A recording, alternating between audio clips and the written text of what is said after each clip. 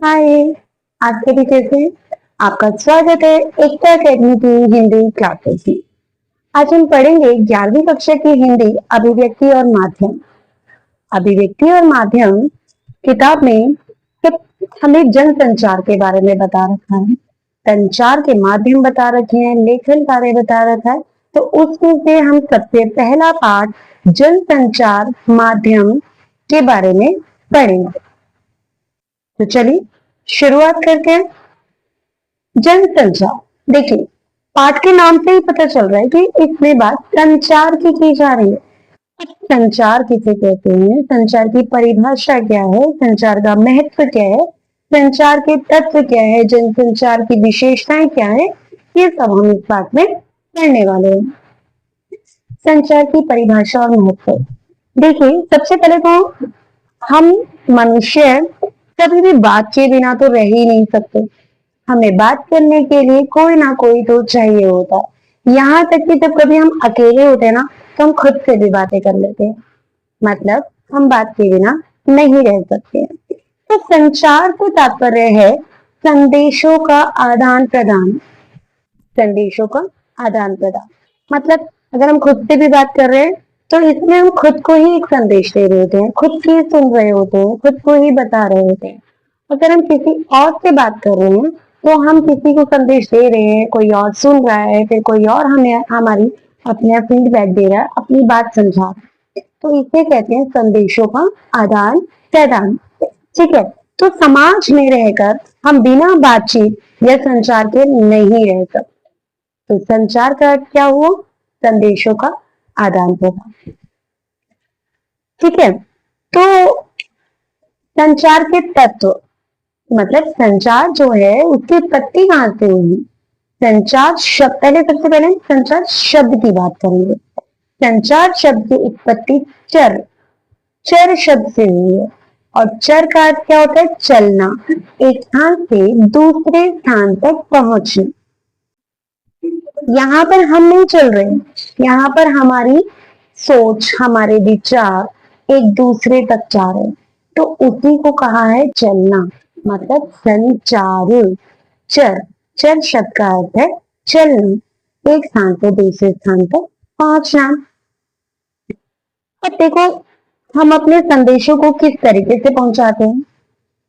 संदेशों को पहुंचाने के लिए ऐसे कई माध्यम होते हैं। खैर सबसे पहले संचार की बात करें कि देखो संचार जो होता है ना, वो अनुभव की साझेदारी है, ऐसा विल्बर श्राम जी ने कहा है। विल्बर श्राम जी के द्वारा कहा गया है कि संचार अनुभव की साझेदारी है। अनुभव मतलब एक्सपीरियंस, हम जो अनुभव करते हैं वो किसी दूसरे को बताते हैं।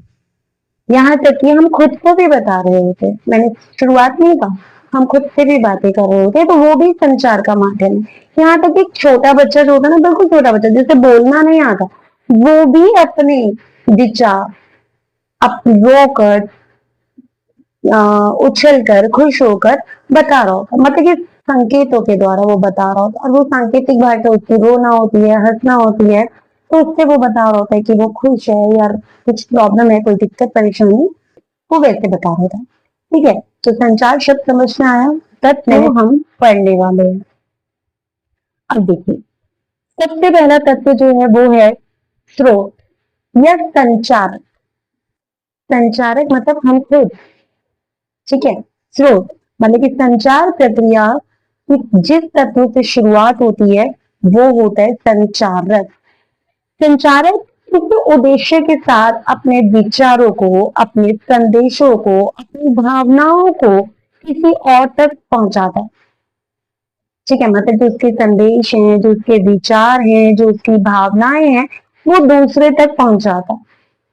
तब वो संचार प्रक्रिया शुरू हो जाती है। ठीक है, अब यहाँ पर जैसे कि मान लो आपको अपने दोस्त से कोई किताब मांगनी है। ठीक है, तो आप कौन हुए, संचारक हुए।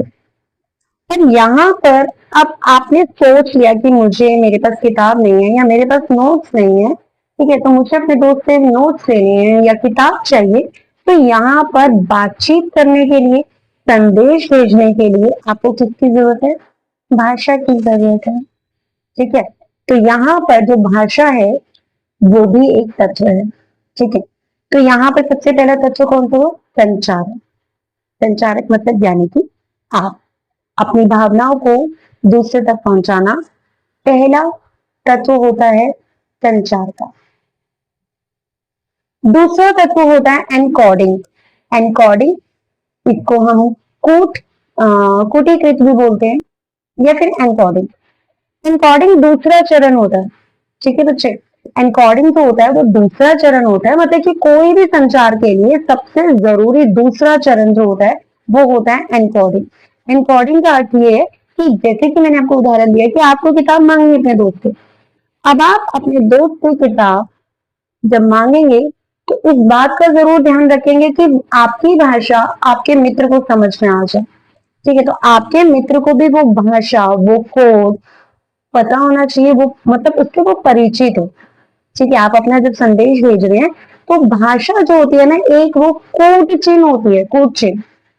ठीक है, तो ये कोड होता है। भाषा जो होती है वो क्या होता है? कोड होता है। मतलब आप जिस भाषा में अपने मित्र को संदेश भेज रहे हैं, किताब मांगने का ही संदेश भेज रहे हैं, वो जिस भाषा में भेजेंगे वो भाषा आपके मित्र को भी आनी चाहिए। कहीं ऐसा ना हो कि आप संदेश भेज दो, उसको समझ में ही ना, उसे पढ़ना ही नहीं आती वो भाषा, तो वो कैसे समझेगा? एनकोडिंग समझे? एनकोडिंग मतलब जिस भाषा में आप भेज रहे हैं संदेश, वो भाषा आपके मित्र को भी है, जिसको भी आप संदेश भेज रहे हैं उसको वो भाषा आनी चाहिए। तीसरा चरण जो संचार के लिए सबसे जरूरी होता है वो होता है संदेश, मतलब मैसेज। ठीक है, मतलब कि संचार प्रक्रिया का अगला और तीसरा चरण जो है वो है संदेश। संचार में संदेश का बहुत अधिक महत्व होता है। सफल संचार के लिए बहुत जरूरी है कि संदेश जो मैसेज है वो पूरी तरह से स्पष्ट होना चाहिए। मतलब जो आप लिख कर या बोल कर जो भी आप संदेश दे रहे हैं, साफ और स्पष्ट भाषा में होना चाहिए, साफ और स्पष्ट शब्दों में होना चाहिए, क्या वो जिसको भी वो संदेश दे रहे हैं उसको वह पूरी तरह से आसानी से समझ में आ जाए। ठीक है, तो यहाँ हमने 3 तत्व पढ़े। चौथा तत्व जो है माध्यम, चैनल, कि मतलब आप देखो, पहला संचारक मतलब कि आप, दूसरा हमने बोला एनकोडिंग। एनकोडिंग मतलब कि जिस भाषा में आप संदेश भेज रहे हैं, जिसके कोड में आप संदेश भेज रहे हैं, वो आपके मित्र को आना चाहिए, आपके मित्र को या जिसको भी आप संदेश दे रहे हैं उसको समझ में आना चाहिए। तीसरा संदेश, संदेश सरल शब्दों में होना चाहिए, संदेश स्पष्ट भाषा में होना चाहिए जिससे उसे समझने में आसानी है। चौथा आता है माध्यम, चैनल, मतलब आप जो संदेश को किसी न किसी माध्यम से तो पहुंचाएंगे ना प्राप्तकर्ता के पास। प्राप्तकर्ता मतलब जिसके पहुंचने वाला, जिसको मिलने वाला है संदेश, तो वो संदेश प्राप्तकर्ता तक जिस माध्यम से पहुंचाया जाता है वो माध्यम होता है माध्यम, चैनल। मतलब कि संचार का जरूरी चौथा चरण, चौथा तत्व, जैसे कि पत्र, रेडियो, टेलीविजन, इंटरनेट, समाचार और टेलीफोन आदि, इन सब के माध्यमों से संदेश को प्राप्तकर्ता तक पहुंचाया जा सकता है। ठीक है, अब अगला चरण आ जाता है, पांचवा चरण, डिकोडिंग। एनकोडिंग का उल्टा, डिकोडिंग। डिकोडिंग में क्या होता है? प्राप्तकर्ता, मतलब कि जो प्राप्त करता है, जिसे संदेश मिला है, ठीक है, प्राप्तकर्ता जब उसे संदेश मिलता है तो वो उसकी डिकोडिंग करता है। मतलब डिकोडिंग का अर्थ क्या होता है? जो भी संदेश उसे प्राप्त हुआ है उसे समझने की कोशिश, मतलब वो उस संदेश को समझेगा, उस संदेश को पढ़ेगा। अगर आपने लिखकर भेजा है तो डिकोडिंग करेगा, मतलब आपने लिखकर भेज दिया या आपने बोलकर भेज दिया, ठीक है, आप जिसको भी वो संदेश मिला है वो उसे डिकोडिंग करेगा, मतलब उसे जो संदेश प्राप्त हुआ है उसे वह समझने की कोशिश करेगा। ये एनकोडिंग की उल्टी प्रक्रिया होती है। ठीक है, इसमें संचारक मतलब आप और प्राप्तकर्ता जिसे संदेश प्राप्त हुआ है, दोनों को उस कोड से परिचित होना जरूरी है। मैंने एनकोडिंग में ही कहा कि आप जिस भाषा में, जिस कोड में आप संदेश भेजेंगे वो प्राप्तकर्ता यानी आपके मित्र या जिसको भी आप संदेश भेजेंगे, प्राप्तकर्ता उसको समझ में आना चाहिए। अब वही चीज डिकोडिंग में होती है। अब वो उसे समझ रहा है, जिससे भी संदेश प्राप्त हुआ वो उसे समझने की कोशिश करें। अगला आ जाता है फीडबैक। अब आपने संदेश भेजा, प्राप्तकर्ता को मिल गया, अब वो उसको फीडबैक मतलब उत्तर देगा, रिप्लाई करेगा, फीडबैक देगा। जैसे कि मान लो आपने किताब मांगी थी, अब आपका मित्र या तो सकारात्मक हाँ में या नकारात्मक ना में उत्तर देगा कि मैं किताब दे सकता हूँ, किताब नहीं दे सकता। ठीक है, तो संदेश का फीडबैक सकारात्मक भी हो सकता है और नकारात्मक भी हो सकता है। अब संचार का आखिरी तत्व होता है शोर। ठीक है, शोर क्या होता है? अब आप कहोगे शोर के द्वारा हम कैसे संचार भेज रहे हैं? नहीं, देखो संचार प्रक्रिया में भी कई बाधाएं आती है, कई मुश्किलें आती हैं। मतलब जब हम किसी को संदेश भेजते हैं, जब किसी के साथ हम अपने विचारों का आदान प्रदान करते हैं, तब उसमें भी बाधाएं आती हैं। अब वो बाधाएं कौन सी होती हैं? देखो वो मानसिक बाधा भी हो सकती है। मान लो आप जैसे संदेश दे रहे हैं, हो सकता है वो मानसिक रूप से स्वस्थ ना हो, बहुत ज्यादा चिंता में हो या कोई दिक्कत परेशानी में हो। अगर आप उसके सामने कितना भी बोलते रहेंगे ना, उसे समझ में नहीं आने वाला। ठीक है, अब वो शोर जो है वो मानसिक भी हो सकता है, जैसे कि मैंने बताया, वो तकनीकी भी हो सकता है। आप फोन पर बात कर रहे हैं, हो सकता है आवाज क्लियर नहीं आ रही हो, कट रही हो, इंटरनेट है, इंटरनेट में नेटवर्क सही तरीके से ना आ रहे हो, तो तकनीकी दिक्कत भी हो सकती है, भौतिकी दिक्कत भी हो सकती है। भौतिकी दिक्कत का मतलब होता है जैसे कि बाहर बहुत ट्रैफिक का शोर शराबा या बाहर कोई बैंड बाजे कहीं गाने बजाना, कुछ भी कोई भी तरीके से भौतिकी शोर भी हो सकता है। ठीक है, तो शोर में तीन हो सकते हैं, मानसिक, तकनीकी और भौतिक। मतलब संदेश को प्राप्त करने के लिए जो प्राप्त करता है उस तक इन तीन तरीकों से संदेश कई बार नहीं भी पहुंच पाता है। तो इससे संदेश को पहुंचाने के लिए, संचार को सही तरीके से सही माध्यम से पहुंचाने के लिए शोर को हटाना जरूरी होता है। तो इसीलिए संचार के मुख्य तत्वों में शोर भी एक मुख्य तत्व होता है। हाँ जी, अब अगला है संचार के प्रकार। संचार के प्रकार में इसका हम रूप भी कहते हैं, मतलब कि संचार के रूप या प्रकार। जो पहला प्रकार होता है वो होता है सांकेतिक संचार। सांकेतिक संचार क्या होता है? जब हम किसी अपने परिचित को संकेतों इशारों से बुलाते हैं तो इस रूप का प्रयोग करते हैं। ठीक है, जैसे हमने किसी को इशारे से बुलाया तो ये क्या है? सांकेतिक संचार। अगला आ जाता है मौखिक संचार। मौखिक संचार में क्या होता है? जब हम अपने से बड़ों से बड़ों के सम्मान में जब हम हाथ जोड़कर, मौखिक संचार में क्या होता है? जब हम अपने से जो बड़े हैं उनके सम्मान में हाथ जोड़कर हम किसी को प्रणाम करते हैं, मतलब हाथ जोड़कर हम प्रणाम करने का इशारा करते हैं ना, तो ये मौखिक संचार। ये क्या है? मौखिक संचार। मौखिक संचार में ना अमौखिक क्रियाएं भी मदद लेती हैं। मौखिक संचार, मौखिक मतलब बोलना, बोलने में ना अमौखिक जो क्रियाएं होती वो भी, जैसे कि हम किसी को इसमें आंखों से, चेहरे से या हाथ की गति से हम मतलब कि किसी को इशारा करते हैं, संकेत करते हैं, या फिर हमारे चेहरे से खुशी, गम, डर, ये सब जो है वो पता चल जाता है। तो हम बोलकर नहीं प्रकट करते लेकिन दिख जाता है। ठीक है, तो ये अमौखिक क्रिया, मतलब मौखिक संचार में अमौखिक क्रियाएं भी आती हैं, जैसे कि डर, खुशी, गम, ये सब हमारा चेहरा ही बता देता है। तो ये सब बताने के लिए हमें कई बार हम बता देते हैं बोलकर किसी अपने को, लेकिन कई बार नहीं भी बताते हैं, तो हमारे चेहरे से पता चल जाता है। तो ये अमौखिक क्रिया है। तो हम मौखिक संचार में अमौखिक क्रियाओं का भी सहारा लेते हैं। अगला आता है बच्चे प्रकार जो है वो है अंतः वैयक्तिक, मतलब कि इंट्रापर्सनल। इंट्रापर्सनल में क्या होता है? देखिए, जब हम कुछ योजना बना रहे होते हैं, अच्छा जब हम अकेले होते हैं, जब हम किसी को याद कर रहे होते हैं, या हम जब अकेले होते हैं ना, मतलब अकेले खुद से ही बातें कर रहे होते हैं। अब खुद से बातें कर रहे होते हैं तो कई बार हम खुद को डांट भी रहे होते हैं कि मैंने ऐसा क्यों किया, ऐसा क्यों किया। कई बार हम कोई योजना बना रहे होते हैं, कोई प्लानिंग कर रहे होते हैं, योजना बना रहे होते हैं, किसी को याद कर रहे होते हैं।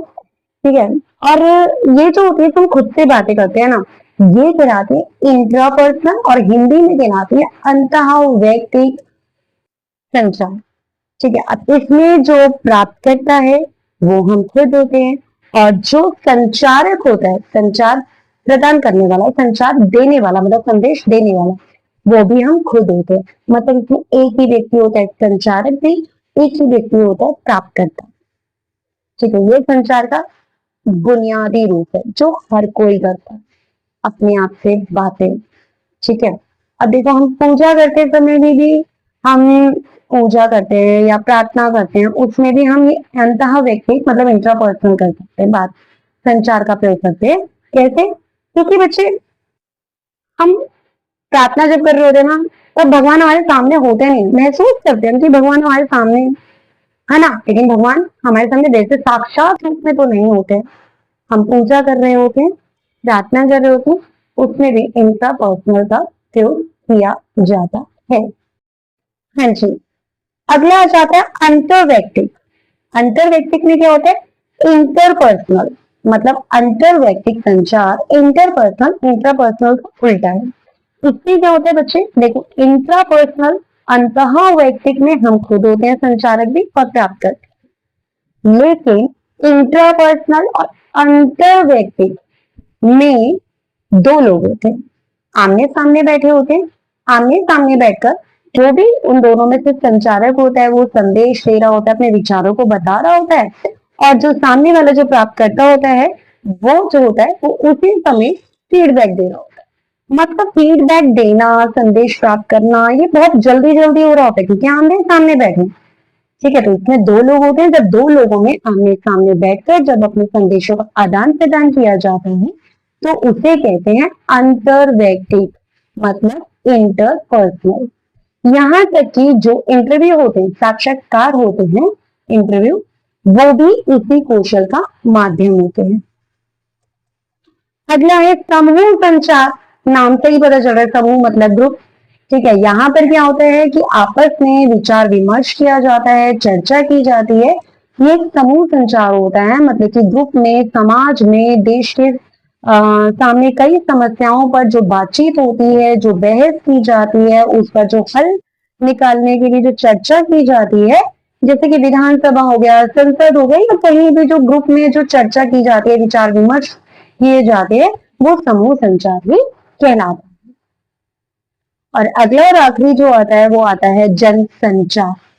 जन संचार क्या होता है कि मतलब कि जब हम अपने संचारों का मतलब कि जो अपने संदेश जो होते हैं, जो हमारे विचार होते हैं, जब उनको किसी दूसरे तक पहुंचाने के लिए जब हम किसी तकनीकी का यांत्रिक माध्यम का प्रयोग करते हैं तो वह संचार कहलाता है। मतलब यहाँ पर दो व्यक्ति आमने सामने नहीं बैठे, या पूरा ग्रुप, पूरा समूह आमने सामने नहीं बैठे, दूर दूर बैठे, और हम आपस में अपने संदेशों का आदान प्रदान करने के लिए किसी तकनीकी का प्रयोग करते हैं। ठीक है, तो वो कहलाता है जनसंचार। जैसे कि आप टेलीविजन, रेडियो, अखबार या फिर इंटरनेट, इनका प्रयोग करते हैं तो यह जनसंचार का रूप धारण करता है। हाँ जी, अब अगला जो आता है वो है जनसंचार की विशेषता। अब जनसंचार तो मैंने अभी समझाया आपको कि जब हम अपने संदेशों को, अपने विचारों को दूसरों तक पहुंचाने के लिए किसी तकनीकी का प्रयोग करते हैं, मतलब आमने सामने नहीं है, तो चाहे वो समूह हो चाहे वो दो लोग हो। ठीक है, तो यहाँ पर अब जनसंचार की विशेषता मतलब कि क्या मुख्य चीज होती है, महत्व क्या है इसका जनसंचार का। ठीक है, जनसंचार में ना फीडबैक तुरंत प्राप्त होता है। इसमें भी बेशक दूर बैठे हैं लेकिन फीडबैक तुरंत प्राप्त होता है। अब वो दर्शक होते हैं, जो श्रोता होते हैं या जो पाठक होते हैं, उनका दायरा बहुत बड़ा होता है। ठीक है, मतलब देखने वाले, सुनने वाले, पढ़ने वाले बहुत सारे लोग होते हैं। ठीक है, तो इसमें ना मतलब कि जैसे टेलीविजन चैनल है, टेलीविजन चैनल में दर्शकों में कोई अमीर होगा, कोई गरीब होगा, कोई शहरी होगा, कोई ग्रामीण होगा, कोई शिक्षित होगा, कोई अशिक्षित होगा, पुरुष, स्त्री, युवा, बच्चे, सभी प्रकार के हो सकते हैं। ठीक है, मतलब ऐसा नहीं कि कोई दायरा एक ही होगा, दायरे अलग अलग होते हैं, शहर गांव के भी हो सकते हैं।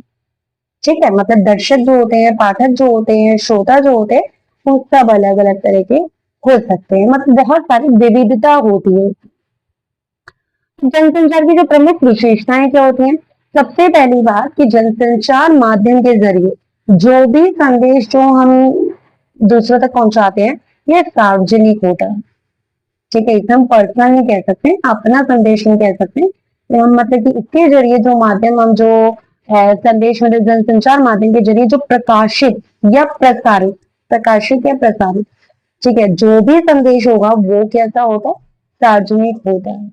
मतलब वो सबके लिए होते हैं, जो भी आपने प्रकाशित किया, जो भी प्रसारित किया, वो सबके लिए होता है सब कुछ।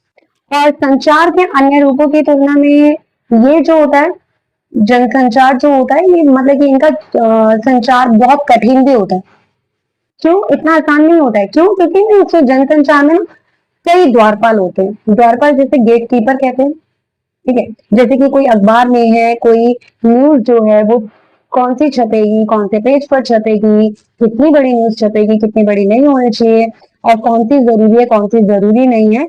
तो समाचार पत्र में संपादक होते हैं, आगे सहायक संपादक होते हैं, उप संपादक होते हैं, ये सब तय करते हैं कि क्या छपेगा, कितना छपेगा, किस तरह की खबर छपेगी, ये सारी चीजें। इसी तरह रेडियो में भी द्वारपाल होता है। ऐसा नहीं है रेडियो में कुछ भी बोल दिया जाता, नहीं, उसमें भी द्वारपाल होते हैं कि कौन सी खबर रेडियो पे दी जानी चाहिए, कौन सी खबर रेडियो पे नहीं दी जानी चाहिए। तो द्वारपाल ही प्रसारित होने वाली सामग्री का ना निर्धारण करते हैं। हाँ जी, अब अगला आएगा संचार के कार्य। प्राप्ति, तो मतलब संचार के कार्य क्या है? देखो मैंने अभी बताया कि संचार होता क्या है, संदेशों का आदान प्रदान होता है। तब संचार के कार्य क्या होते हैं? सबसे पहला कार्य होता है प्राप्ति, मतलब संचार का प्रयोग हम किसी से भी कुछ प्राप्त करने के लिए करते हैं। मतलब कि अगर हम किसी को संदेश दे रहे हैं, कुछ भी प्राप्त करना चाहते हैं, ठीक है, जैसे अपने मित्र से आप पुस्तक मांग रहे हैं। अब आप कहेंगे कि जरूरी तो नहीं है कि हम हमेशा जब किसी से बात कर रहे थे तो कुछ मांग ही रहे होते हैं। ऐसा नहीं, मैं कह रही हूँ कि हम कुछ मांग ही रहे होते, कुछ प्राप्ति करना चाहते हैं। कई बार तो हम किसी से सिर्फ अपनी खुशी के लिए भी बात कर रहे होते हैं, अपना दुख बांटने के लिए, है ना, उसमें भी हमें एक हिम्मत, दिलासा वगैरह जो कुछ हम प्राप्त करना चाहते हैं, मतलब प्राप्ति करने के लिए। तो सबसे पहला कार्य संचार का कार्य जो होता है वो प्राप्ति देना। दूसरा आता है नियंत्रण। संचार के द्वारा हम नियंत्रण भी करते हैं किसी दूसरे पर। ठीक है, जैसे कि किसी को खास तरीके से समझाना, खास तरीके से व्यवहार करने को कहते हैं हम। जैसे कि शिक्षक, अध्यापक, अध्यापिका विद्यार्थियों को नियंत्रित करते हैं। कैसे नियंत्रित करते हैं? बोलकर, समझाकर, अपनी बातों से, अपने शब्दों से। यहाँ तक कि माता पिता अपने बच्चों को, दोस्त अपने दोस्तों को, हम अपने शब्दों से भी दूसरों को नियंत्रित करते हैं। ठीक है, तो संचार का जो दूसरा कार्य होता है वो नियंत्रण भी कहलाता है, जो कि जरूरी भी है। तीसरा, सूचना। संचार में हम कुछ भी जानने या बताने के लिए भी संचार का प्रयोग करते हैं। ठीक है, मैंने अभी पहले ही बोला कि आप कहेंगे कि जरूरी नहीं हम हमेशा प्राप्ति कर रहे हैं। हाँ नहीं भाई, हम सिर्फ प्राप्ति नहीं कर रहे होते हैं, सूचना भी दे रहे होते हैं। हम कुछ बताने के लिए, कुछ पूछने के लिए और कुछ जानने के लिए हम संचार का प्रयोग करते हैं। ठीक है, अब अगला जाता है अभिव्यक्ति, मतलब कि साधारण से बातें करने के लिए। कि संचार का उपयोग हम अपने विचारों, अपनी भावनाओं की अभिव्यक्ति के लिए, मतलब कि स्वयं को किसी तरीके से प्रस्तुत करने के लिए, बातें करने के लिए हम संचार का प्रयोग कर रहे होते हैं। अगला आ जाता है सामाजिक संपर्क। सामाजिक संपर्क में क्या होता है कि मतलब कि जो संचार का प्रयोग ना हम एक समूह के रूप में भी करते हैं, संपर्कों को बढ़ाने के लिए भी करते हैं समूह के रूप में। ठीक है, मतलब सामाजिक संपर्क मतलब हम ना समाज में, अब देखो अकेले रहना तो मुश्किल है समाज में, तो हम अपने संचार के माध्यम से एक समूह तैयार करते हैं, जो हमारा अपना समूह चाहते हैं, अपने संपर्कों को बढ़ाना। समस्या समाधान सबसे जरूरी। संचार में हम संचार का एक और कार्य जो होता है वो ये होता है कार्य कि इसका प्रयोग हम समस्याओं का हल निकालने के लिए भी करते हैं, अपनी चिंता को दूर करने के लिए भी करते हैं। ठीक है, अगर आपको कोई चिंता है, आपको कोई समस्या है, आप किसी से भी वो व्यक्त करेंगे तो उसे बातचीत करना नहीं कहेंगे ना। ठीक है, उसे क्या कहेंगे? समस्या समाधान करना चाहिए। अब अगला जो कार्य आता है वो होता है प्रतिक्रिया। संचार का प्रयोग हम अपनी रुचि, किसी वस्तु या विषय के प्रति जो प्रतिक्रिया होती है उसे व्यक्त करने के लिए भी करते हैं। मतलब आपसे मतलब कि आप अपनी रुचि किसी को बता रहे हैं, किसी वस्तु या विषय के प्रति आपकी कोई प्रतिक्रिया है, कोई फीडबैक जिसे कहते हैं, उसको देने के लिए भी आप ये प्रतिक्रिया करते हैं, मतलब कि आप संचार का प्रयोग करते हैं। आखिरी कार्य आता है संचार का कार्य भूमिका। अब भूमिका में क्या होता है कि मतलब हम अपनी कोई भूमिका को पूरा करने के लिए हम किसी परिस्थिति की मांग होती है, जैसे कि कोई विद्यार्थी है, कोई डॉक्टर है, कोई जज है, ठीक है, वो अगर किसी को संदेश दे रहा है तो परिस्थिति की मांग मतलब अपनी भूमिका निभाने के लिए। अगला आता है जनसंचार के कार्य। जनसंचार के कार्य बहुत ही आसान है, बहुत ही महत्वपूर्ण भी है। पहला, सूचना देना। कि मत जनसंचार का माध्यम जो होता है उसका कार्य जो होता है वो क्या होता है, सूचना देना। मतलब पूरी दुनिया भर में सूचनाएं प्राप्त होती हैं, सूचनाएं देने के लिए हम जनसंचार का प्रयोग करते हैं। दूसरा, शिक्षित करना। जनसंचार अपनी मतलब कि जो जनसंचार माध्यम का प्रयोग किया जाता है, सूचनाओं के जरिए हम लोगों को जागरूक बनाते हैं, शिक्षित करते हैं। तीसरा, मनोरंजन करना। जैसे कि हम सिनेमा, टीवी, रेडियो, संगीत, ठीक है, इन सब का प्रयोग करते हैं। किताबें, वीडियो वगैरह, ये सब क्या है, मनोरंजन भी कर रहे होते हैं, जनसंचार का ये कार्य भी होता है। निगरानी करना। निगरानी करना क्या कहलाता है कि जैसे कि मतलब जनसंचार के माध्यम से क्या होता है, जैसे किसी के भी कार्य पर निगरानी रखना, जैसे कि सरकार है या कोई संस्था है, उसके कामकाज पर रखना भी जो होता है जनसंचार का ही कार्य होता है। अगर कोई सरकार कोई गलत कदम उठाती है, ठीक है, अगर कोई संस्था कोई गलत कदम उठाती है, उसे लोगों के सामने लाना जनसंचार का काम है, ठीक है। अगला कार्य क्या है जनसंचार का, विचार विमर्श के मंच। विचार विमर्श के मंच क्या कहलाते हैं, विचार विमर्श के मंच कहलाते हैं जनसंचार, मतलब कि जैसे लोकतंत्र, मतलब लोगों का शासन, जनता का शासन। लोकतंत्र में क्या होता है बच्चे, लोकतंत्र में जनसंचार का जो मुख्य कार्य होता है वो यही होता है, विचार विमर्श के मंच। इसमें क्या होता है, जैसे समाचार पत्र में कोई भी घटना हो गई, कोई भी मुद्दा हो गया, लोगों तक पहुंचाने के लिए विचार प्रकाशित किए जाते हैं। समझना कि लोगों तक, लोगों को जागरूक करने के लिए कोई भी घटना हुई है, कोई भी कुछ भी घटित हो गया, कोई मुद्दा लोगों तक पहुंचाने के लिए ये विचारों को प्रकाशित किया जाता है, ठीक है। टीवी पर लोगों को बुलाकर उनकी राय जानी जाती है, आपने कई बार देखा होगा, ठीक है, जैसे टीवी पर भी दिखाया जाता है कि लोगों को बुलाकर उसकी उनके विचार पूछे जाते हैं, बहस कराई जाती है, लोगों में डिबेट वगैरह हो रही होती है, तो वो क्या होता है, विचार विमर्श का मंच भी यही कहलाता है। आखिरी है जनसंचार माध्यमों का प्रभाव। जनसंचार माध्यमों के बिना तो हमारे जीवन की कल्पना तक नहीं की जा सकती। आज के जीवन पर, हम सबके जीवन पर इसका बहुत जबरदस्त प्रभाव है। अखबार पढ़े बिना हमारी सुबह नहीं होती है, और रोजमर्रा की खबरें में रेडियो, टेलीविजन, इस पर हम निर्भर रहते हैं, ठीक है। और युवा पीढ़ी तो इंटरनेट पर ही पूरी तरह से निर्भर हो गई है। अब इंटरनेट का प्रयोग कई कामों के लिए किया जाता है, जरूरी नहीं है कि सिर्फ समाचार सुनने के लिए ही युवा पीढ़ी इंटरनेट का प्रयोग कर रही है, ठीक है। टिकट बुक करवाने के लिए, टेलीविजन या बिल जमा कराने के लिए, सूचनाओं का आदान प्रदान करने के लिए, मनोरंजन करने के लिए इंटरनेट का प्रयोग हो रहा है, ठीक है। तो अब जैसे मनोरंजन, जैसे कि टीवी सीरियल्स वगैरह, सिनेमा, इन सब का प्रयोग किया जा रहा है। फिर आजकल तो यहाँ तक कि धार्मिक जानकारी, धर्म अध्यात्म की जानकारी भी जनसंचार माध्यम से होने लगी है, ठीक है। तो अगर हम राष्ट्रीय स्तर पर बात करें तो बच्चे सरकार के कामकाज की निगरानी जनसंचार माध्यम करते हैं, जैसे कि मैंने भी थोड़ी देर पहले ही बताया। सरकार के गलत फैसलों के विरुद्ध आवाज उठाने का कार्य भी जनसंचार जनसंचार का माध्यम ही करता है। भ्रष्टाचार को बेनकाब करता है, और सांप्रदायिकता से भी हम निपटते हैं इस जनसंचार के माध्यम से। हाँ, लेकिन जनसंचार माध्यम के कुछ नकारात्मक प्रभाव भी हैं। मतलब इन माध्यमों का प्रयोग बहुत ही सावधानी से किया जाना चाहिए, ठीक है। मतलब सिनेमा और टीवी, इनका आश्रय लेकर ना हम एक काल्पनिक दुनिया में पहुंच जाते हैं। सिनेमा और टीवी, इनका प्रयोग आजकल कौन नहीं कर रहा है, ठीक है, सिनेमा हम सब देखते हैं, टीवी हम सब देख रहे हैं, फोन का भी तो हम सब कर रहे हैं, तो एक काल्पनिक दुनिया में हम पहुंच जाते हैं।